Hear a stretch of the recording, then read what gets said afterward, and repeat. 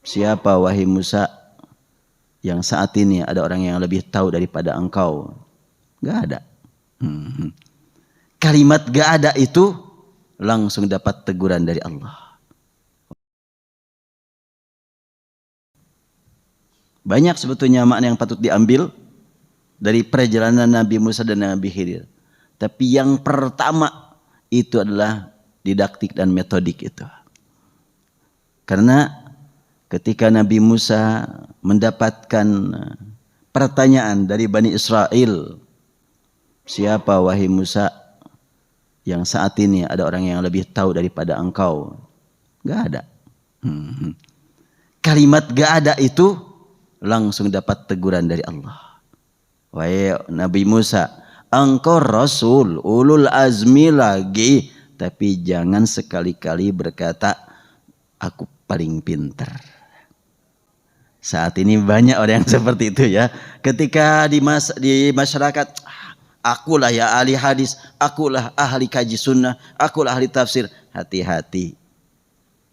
Ada orang yang disembunyikan oleh Allah. Lebih dekat dia dengan sunnah Rasul, lebih dekat dia dengan Al-Quran, cuma enggak dikenal masyarakat.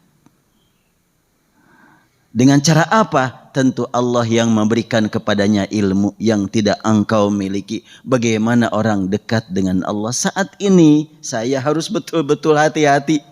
Sebagai pribadi yang mendapatkan tugas dari Bapak dan Ibu untuk menyampaikan kajian Al-Quran ini, saya harus hati-hati betul di hadapan Allah. Di sini harus punya dugaan. Selalu ada orang yang lebih khusyuk ibadahnya, lebih diterima ibadahnya oleh Allah dibanding dengan saya. Boleh jadi secara keilmuan beda-beda dibagi oleh Allah. Mungkin dia ahli matematika, dengan matematikanya dia lebih dekat kepada Allah. Mungkin dia ahli astronomi, dengan ilmu astronominya dia lebih dekat dengan Allah dibanding dengan saya. Nabi Musa dia dapat ilmu dari yang lain. Ternyata ada yang lebih dekat kepada Allah dalam hal yang lain. Dan Allah subhanahu wa ta'ala menyuruh Musa untuk belajar kepadanya. Apa yang dipelajari dari orang tersebut yang tidak diketahui oleh Nabi Musa? Saya juga harus begitu sebetulnya kan. Saat ini umpamanya, ya saya harus belajar. Mungkin di sini ada ahli ekonomi, dia dengan ekonominya lebih dekat kepada Allah. Nah, dulu Nabi Musa merasa orang yang paling hebat. Siapa katanya yang lebih tahu daripada aku? Ternyata Allah beritahukan ada, kau harus belajar sama dia. Akhirnya Nabi Musa mencari terus-terusan, jalan terus bersama seorang pemuda. Dan sejak awal sudah Allah ingatkan dengan peristiwa yang tidak masuk akal. Berjalan terus sampai kata Nabi Musa, saya tidak akan berhenti berjalan sebelum bertemu dengan orang yang diterangkan Allah kepadaku. Falamma jawaza qala li fatahu atina ghada'ana laqad laqina min safrina hadza nasaba. Perjalanan cukup panjang, jauh.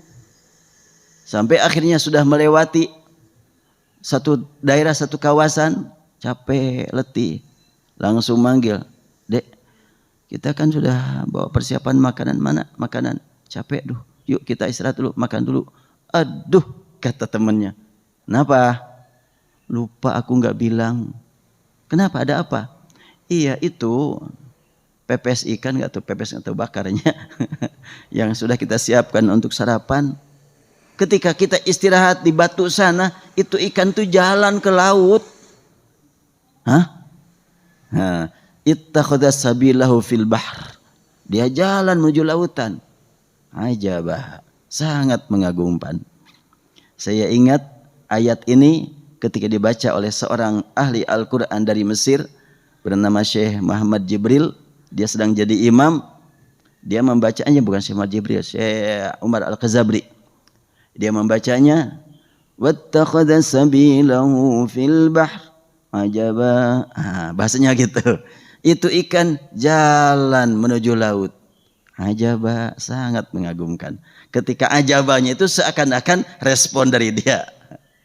Allah memberitahu ikan jalan ke lautan padahal sudah siap disantap, sudah matang, kok jalan lagi. Ajabah. Nah kemudian Kata Nabi Musa, itulah tempat yang harus kita temui, kita tuju. Ayo balik lagi. Maka balik lagi lah dengan pemuda ke tempat tersebut.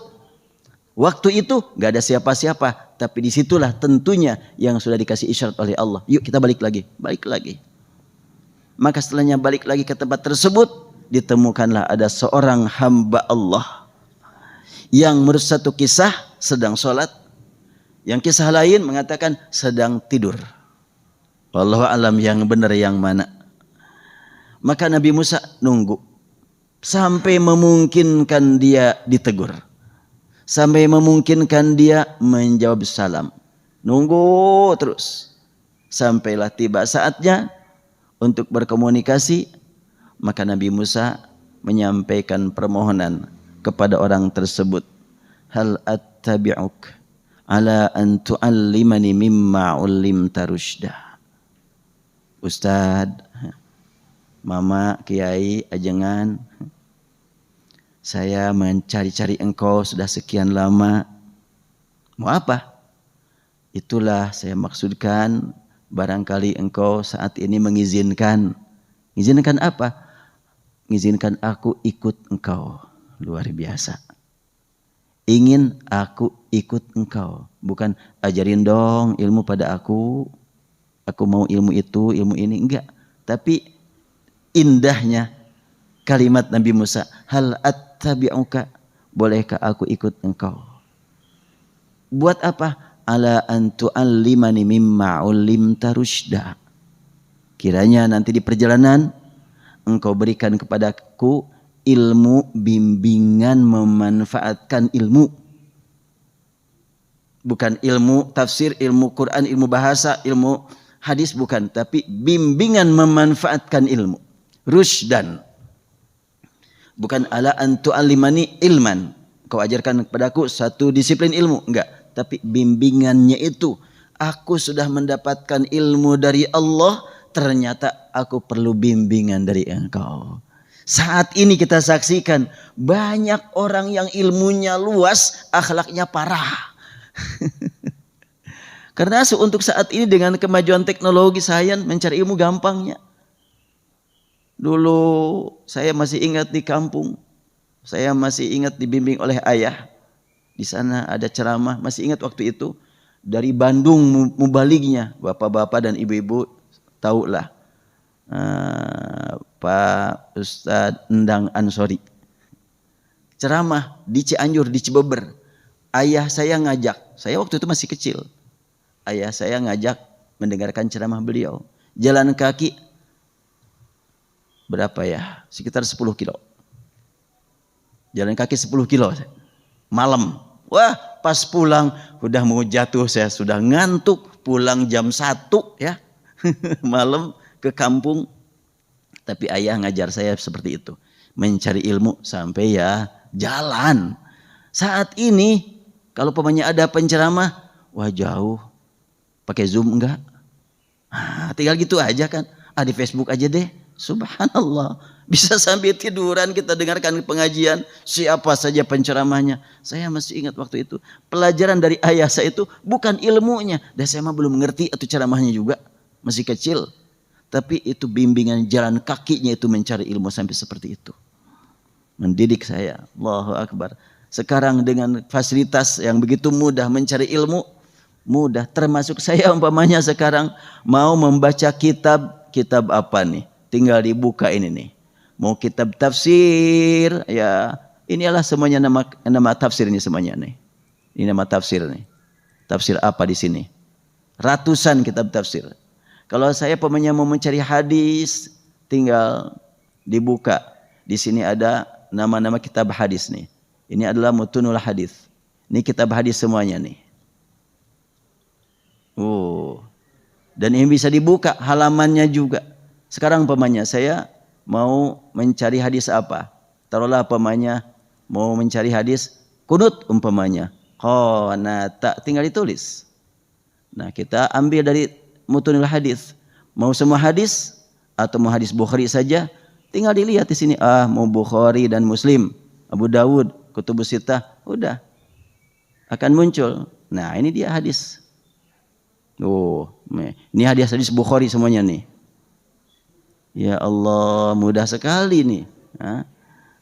Makanya kalau saya umpamanya ditanya tentang hadis langsung menjawab, bukan pinter, ada apa nih? Ada gurunya ini. Ada rahasianya ini. Bukan waduh, Saiful Islam tahu aja tuh hadisnya. Iyalah, ada guru pinternya di sini. Nah, riwayat Bukhari, Muslim, terus di sini ada riwayat Muslim. Tinggal dipilih. Atau mau dari semua hadis, ada di sini 190 kitab hadis. Gampangnya. Nih, ini adalah yang ada tulisan qanata dalam Bukhari dan Muslim ada. Dalam Al-Mustadrak Al-Sahihain ada. Ini kalau mau mencari hadis apa saja, ketika dari sekian ratus jilid kitab hadis itu dicari satu hadis nggak ada, berarti itulah hadis maudhu. Gitu aja, gampang. Hadis itu palsu. Taruhlah pemanya saya mau mencari ini hadis yang paling populer di kalangan ibu-ibu. Al-jannah tahta aqdamil ummahat. Al-jannatu tahta, ya ini tulis al-jannatu tahta saja nih. Ada enggak nih dalam hadis yang kutubus sittah? Yang ada adalah tahta bariqihi. Kalau tahta aqdamil ummahat, saya langsung harus lengkap nih. Tahta aqdamil ummahat. Aqdamil ummahat.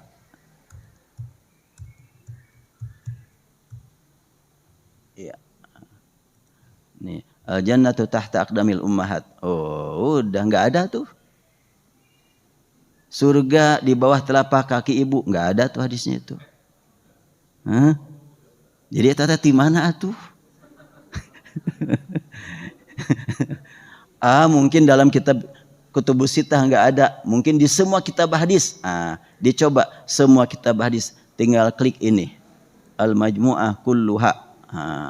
Kita lihat 191 kitab hadis. Mungkin ada di dalam kitab hadis maudhu atau kitab hadis dhaif, mungkin ada. Kita lihat, kita tunggu. Jadi ada buku pinter sekarang itunya. Makanya kalau saya sampaikan ke santri, dulu saya mendengar kiai di kampung, ilmu itu dalam dada bukan dalam tulisan. Sekarang enggak, zaman teknologi. Ilmu bukan di dada tetapi di laptop. Laptop bisa menjawab semuanya itu. Nah, ini kita sedang mencari hadis dalam 191 kitab hadis. Bukan jilid, apalagi halaman. Kitabnya. Bukhari berapa jilid, Muslim berapa jilid, Musnad Ahmad bin Hanbal berapa jilid. Itulah satu terhitungnya itu. Nah, kita lihat nih. Al-jannah tahta aqdamil ummahat. Belum muncul nih, enggak tahu ada apa enggak nih. Kemudian apalagi? An-nadhafatu minal iman. Oh, itu dalil yang paling populer itu. Banyak sebetulnya yang sangat populer dalil-dalil sebut hadis, ternyata hadisnya enggak ada. Sementara yang sahih kadang-kadang ditolak. Baik, udah jam 6, kita cukupkan sampai di sini. Jadi tadi 3 pertanyaan, 1 aja belum selesai jawabannya. Kita akhiri, semoga Allah pertemukan kita kembali di bulan berikutnya, dan saya mohon doanya semoga diberi nikmat sehat, dan tanggal 25 saya akan berangkat umroh lagi, ya mudah-mudahan diberi kesehatan di perjalanan, dan paling utama adalah mampu membawa jamaah berzikir. Itu yang paling berat tanggung jawab di hadapan Allah. Allahumma salli wa sallim ala habibina wa syafiina maulana Muhammad wa sallim radhiyallahu tabaraka wa ta'ala an kulli sahabati rasulillah ajma'in. Ya Rabbana lakal hamdu kama yanbaghi li jalali wajhika wa 'azimi sultanik. Allahumma sallimna wal muslimin. Allahumma afina wal muslimin. Allahumma a'izzal islam wal muslimin. Allahumma adhilla syirka wal musyrikin. Allahumma ahlikil kafarata wal zalimin. Rabbana hab lana min azwajina wa dhurriyyatina qurrata a'yun waj'alna lil muttaqina imama. Allahumma rabbana afrigh alaina sabra wa thabbit aqdamana wa ansurna 'alal qawmil kafirin. Rabbana atina fid dunya hasanah وفي الآخرة حسنة وقنا عذاب النار وصل اللهم على محمد عبدك ورسولك النبي الأمي وعلى آله وصحبه وسلم والحمد لله رب العالمين سبحانك اللهم وبحمدك أشهد أن لا إله إلا أنت أستغفرك وأتوب إليك السلام عليكم ورحمة الله وبركاته